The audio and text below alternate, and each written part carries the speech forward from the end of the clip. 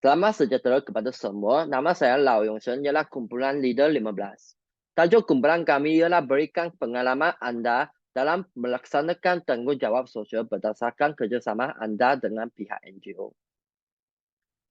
Pembentangan kumpulan kami mempunyai pengenalan tentang tanggungjawab sosial dan NGO, 5 aspek isu utama, langkah membudayakan kesedaraan nasional dan penutup.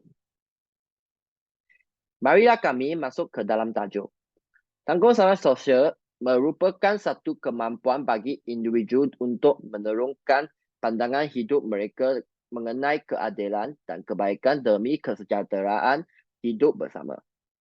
Individu yang menghargai dirinya dan menanamkan tanggungjawab sosial dalam diri akan sentiasa memerhati, memikir, mengkaji, menganalisis, mencari penyelesaian dan bertindak untuk memastikan keadilan dan kebaikan sentiasa ditegakkan di dalam masyarakat. Tanggungjawab sosial bukan sahaja dapat dilakukan oleh individu tetapi juga organisasi. Sebagai contoh, kempen tanggungjawab sosial Petronas Burung Mulai telah mempengaruhi setiap individu mengenaikan kasih sayang anak terhadap ibu bapa. Malah, melaksanakan tanggungjawab sosial bukan sahaja membawa kebaikan kepada individu dan juga masyarakat. Seterusnya, saya akan menyampaikan kepada ahli pasukan saya. Terima kasih kepada ketua saya Yong Shen, nama saya Lau Kai Bin. Sekarang saya akan membentangkan latar belakang NGO, iaitu Badan Bukan Kerajaan. Badan Bukan Kerajaan NGO merupakan sebuah organisasi yang menawarkan pelbagai perkhidmatan kepada masyarakat termasuk hak asasi manusia, kesihatan, kebajikan sosial, pendidikan dan perlindungan haiwan. Terdapat lebih 80,000 pertubuhan NGO di Malaysia. Kewujudan NGO telah membuat sumbangan yang besar kepada masyarakat serta negara seperti mempertingkatkan kualiti kehidupan manusia berdasarkan visi, misi dan matlamat penubuhannya.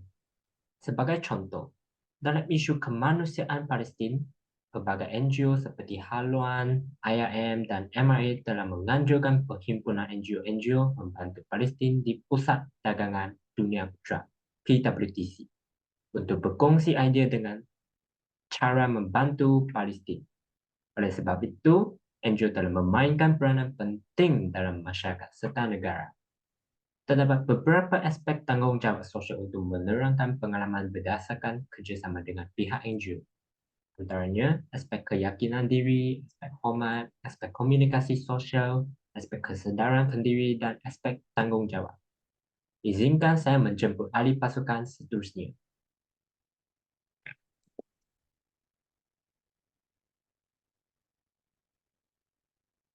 Antara aspek yang mampu dikaitkan adalah aspek keyakinan diri. Hal ini dikatakan demikian kerana keyakinan diri mampu untuk membina karisma dan terpesona secara tidak langsung. Buktinya, dengan adanya karisma tersebut, kami mampu untuk menjalin hubungan yang erat dengan ahli-ahli NGO dalam jangka masa yang pendek. Padahal mereka cuma boleh dikenali sebagai orang asing pada masa dahulu. Dengan ini, kita dapatlah membantu antara satu sama lain dengan lebih berkesan disebabkan oleh persefahaman yang terbentuk. Secara tuntasnya, pengalaman bersama NGO adalah sungguh menyenangkan kerana sikap mereka yang mesra, baik hati dan bertanggungjawab. Selain daripada itu, kami bolehlah belajar daripada ahli-ahli NGO bahawa mereka sentiasa berbakti kepada dunia dan negara disebabkan oleh kepuasan diri dan bukannya demi keuntungan.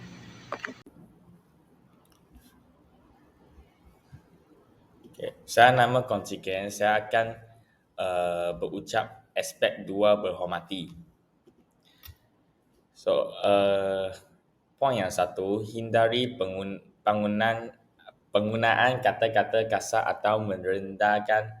Pilih kata-kata yang sopan dan menghormati pembaca. Tunjukkan apresiasi dan penghargaan. Sertakan ucapan terima kasih kepada anggota tim sukarelawan dan pendukung.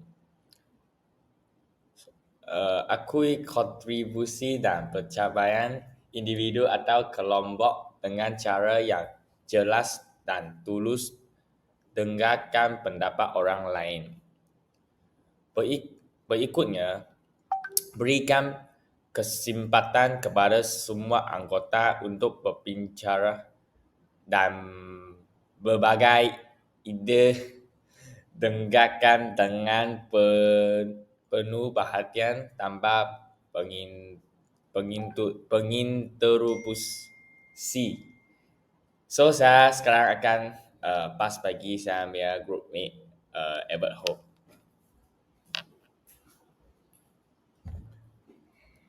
Hai, nama saya Edward Ho dan saya akan dibuat part 2 punya berhormati. Okey. Sampaikan informasi dengan jelas dan transparan. Sambuat pertanyaan dan masukkan dengan sikap terbuka dan penuh tanggungjawab. Hindari konflik dan diskriminasi. Jaga agar komunikasi tidak menimbulkan konflik atau diskriminasi. Hormati keberagaman dan inklusivitas dalam segala aspek organisasi. Bangun kolaborasi dan kemitraan. Ajak anggota tim untuk berkolaborasi dan bekerja sama secara tim. Jalin kemitraan dengan organisasi lain untuk mencapai tujuan bersama. Saya akan pass di saya punya groupmate yang buat komunikasi sosial aspek 3. Thank you. Seterusnya, saya akan menentangkan aspek ketiga dalam melaksanakan tanggungjawab sosial berdasarkan kerjasama, iaitu komunikasi sosial. Dalam aspek ini, kita mempunyai 4 proses untuk melakukan komunikasi sosial, iaitu asimilasi, akomodasi, akulturasi, dan amalgamasi.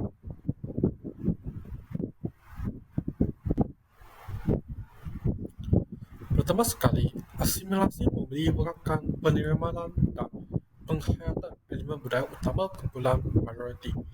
Contohnya, perayaan Tahun Baru Cina di Malaysia. Asimilasi berlaku apabila perayaan Tahun Baru Cina yang secara tradisional dirayakan oleh komuniti Cina diterimakan dan dirayakan oleh orang dari pelbagai etnik di Malaysia.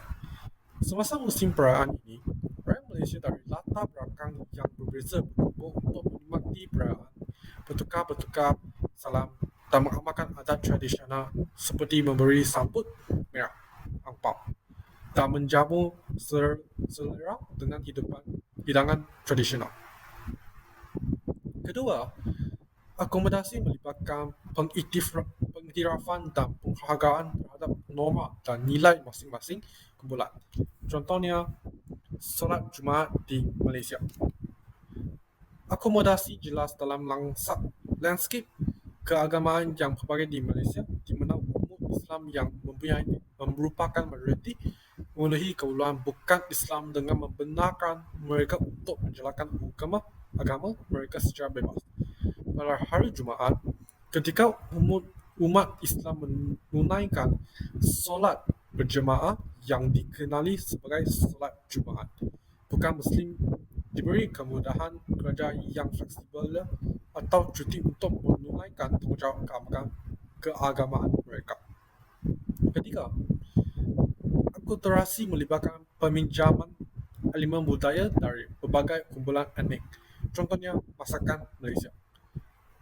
Akulturasi terlihat dalam masakan Malaysia yang merupakan gabungan berbagai tradisi kuliner yang dipengaruhi oleh budaya Melayu, Cina, India, dan pribumi. Hidangan seperti nasi lemak, roti canai, dan laksa mencerminkan perpaduan bahan makanan, teknik memasak, dan cita rasa dari latar belakang budaya yang berbeza, menghasilkan warisan kuliner yang unik dan berwarna-warni. Terakhir, amalgamasi merujuk kepada asimilasi biologi melalui perkahwinan campur antara kumpulan majoriti dan minoriti. Contohnya, budaya peranakan di Malaysia. Amalgamasi ditunjukkan oleh budaya peranakan, terutamanya di negeri-negeri seperti Pulau Pinang dan Melaka, di mana imigran China berkahwin dengan penduduk Melayu bertempatan. Orang peranakan juga digelar sebagai Baba Nyonya mengadopsi gabungan adat istiadat Cina dan Melayu. Bahasa bapa, masakan dan pakaian mencipta identiti budaya yang unik yang melambangkan pelbagai etnik yang berbeza di Malaysia. Sebagai kesimpulannya, komunikasi sosial yang berkesan dengan NGO memainkan peranan penting dalam mempromosikan pemahaman, harmoni dan kerjasama antara pelbagai komuniti etnik dengan merangkumi asimilasi, akomodasi, akulturasi dan amalgamasi. Kita dapat membina masyarakat yang lebih kukuh, inklusif dan berbilang daya di mana keberbagian dipuji. Kesedaran diri bermain peranan yang penting kerana membolehkan individu untuk mengenali persoalan-persoalan sosial yang berkaitan dengan kesusahan dan keperluan masyarakat yang memerlukan bantuan. Selain itu, individu dapat menunjukkan empati yang lebih mendalam terhadap orang lain serta memahami dengan lebih baik cabaran yang dihadapi oleh mereka. Kesedaran akan tanggungjawab sosial sebagai warga negara bekerjasama dengan NGO untuk menyokong dan meningkatkan keadaan sosial masyarakat yang memerlukan bantuan. Di samping itu, kesedaran diri dapat merangsang pembangunan masyarakat yang lebih peka terhadap isu-isu sosial serta mendorong kepada tindakan yang positif dan bermakna untuk memperbaiki keadaan. Aspek kelima ialah tanggungjawab. Individu, orang awam dan kerajaan perlu bekerjasama dengan NGO. Selain itu, peribadi boleh terlibat dalam aktiviti NGO melalui sukarelawan, pengumpulan dana atau advokasi. Di samping itu, orang ramai boleh menderma kepada kempen pengumpulan dana NGO untuk menyokong projek sosial dan alam sekitar. Seterusnya, kerajaan boleh menyediakan pelatihan, timbangan teknikal dan sumber lain untuk memperkuat keupayaan NGO. Seterusnya, saya akan membincangkan tentang langkah-langkah yang perlu diambil untuk membudayakan kesedaran nasional. Langkah pertama ialah rakyat kita hendaklah bekerjasama untuk memikul tanggungjawab bersama melalui program kemasyarakatan yang dianjurkan oleh pihak NGO. Kesannya, kita dapat meningkatkan pelibatan ahli masyarakat serta memperkuatkan jaringan sosial antara satu sama lain. Langkah seterusnya adalah mewujudkan sikap saling mengenali dan beramah mesra. Misalnya melalui program seperti rumah terbuka, majlis perkahwinan dan sambutan perayaan. Program-program ini mampu memupuk sifat-sifat saling mengenali dan beramah mesra di dalam masyarakat setempat. Selain itu, kita hendaklah mewujudkan sikap mengambil berat tentang orang sekeliling kita.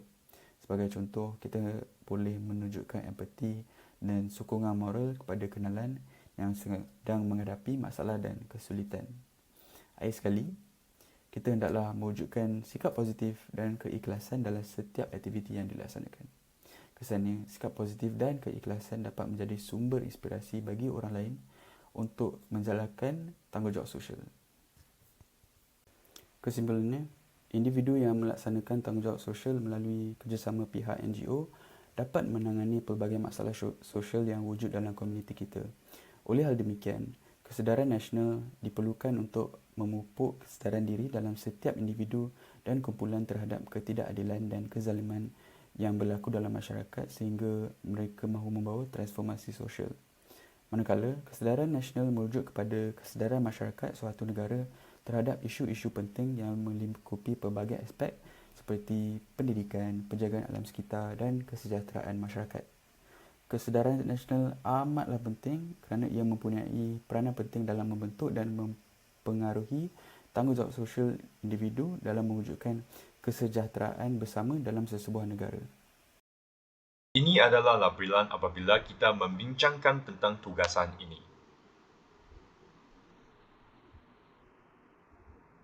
Inilah rujukan pembentangan kami. Ini adalah kredit kumpulan kami. Terima kasih kerana menonton dan mendengar pembentangan kami.